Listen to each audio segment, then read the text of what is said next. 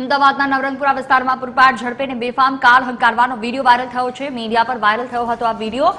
આ વાયરલ વિડીયોના આધારે નવરંગપુરા પોલીસે કાર્યવાહી કરીને ગુનો દાખલ કર્યો છે અને ગુનામાં વપરાયેલી કાર પર કબજે લીધી। કાર ચલાવનાર 24 વર્ષીય યુવક મોહમ્મદ આકરાન હોવાનું સામે આવ્યું, જ્યારે ગાડી તેના પિતા મોહમ્મદ તિરમજીના નામે નોંધાઈ છે।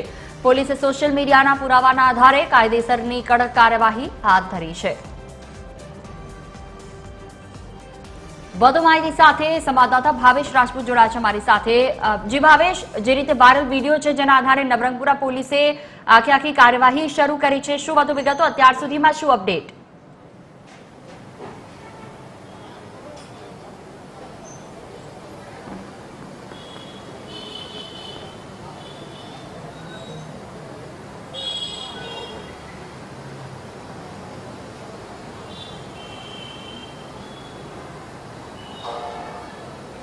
જુઈ વાત કરવામાં આવે તો અમદાવાદના રોડને રેસિંગ ટ્રેક સમજીને પૂર ઝડપે કાર ચલાવવામાં આવી અને પોલીસે વિડીયો વાયરલ થતાની સામે કાર્યવાહી કરી। સૌથી પહેલા આપણે ગાડીના દ્રશ્યો બતાવીશું કે આ પોર્શ કાર છે તે કરોડો રૂપિયાની કિંમતની ગાડી છે અને આજે છે નવરંગપુરા વિસ્તાર પૂર ઝડપે પસાર થઈ હતી અને એક કારમાં જ્યારે ડેશ કેમ લાગેલો હતો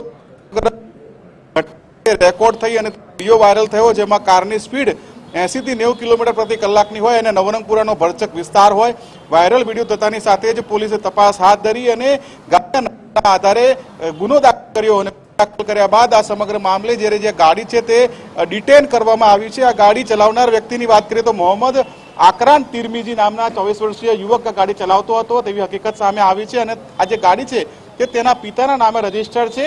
હવે આ કેસમાં પોલીસે જ્યારે ગાડીનો ચાલક છે તેને નોટિસ આપીને રવાના કરી દીધો છે, પરંતુ દાખલારૂપ કામગીરી કરવા માટે અને અન્ય લોકોમાં જે રેસિંગ ટ્રેક સમજીને ગાડીઓ પૂર ઝડપે ચલાવે છે તેમનામાં મેસેજ જાય અને શહેરમાં જે વાહન ચાલકો છે તે સુરક્ષિત રીતે વાહન ચલાવે તે મેસેજ સાથે પોલીસે આ કાર ડિટેન કરી છે અને હવે આગળની કાર્યવાહી શરૂ કરવામાં આવી છે। જુહી, બિલકુલ, તમામ જાણકારી બદલ આભાર ભાવેશ। તો હાલ તો પોલીસે કારને કબજે કરી કાર્યવાહી શરૂ કરી છે।